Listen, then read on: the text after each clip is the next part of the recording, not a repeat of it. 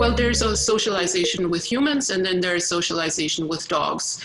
But one thing that I find is really important is that you should be the one who introduces the other dog and the other human. So I would say that if you wanted the dog to meet the doorman and the dog doesn't know the doorman or is not comfortable, then it is you who give the dog the treats. You're not going to expose the dog to somebody whom he doesn't know, and then it's like, you know, some kind of monster that they don't know, and then giving them cookies. That's really actually scary. So if they are ready to say hello to somebody new, then it should be the human who also rewards that behavior.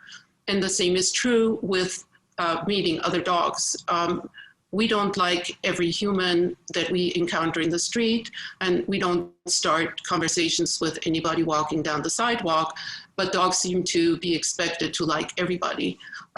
So again, the dog should have choice and control. If the dog is interested, I would definitely intervene in terms of making sure that the meeting with the other dog is safe and also brief. And I would also reward my dog once I call my dog back to me for good behavior.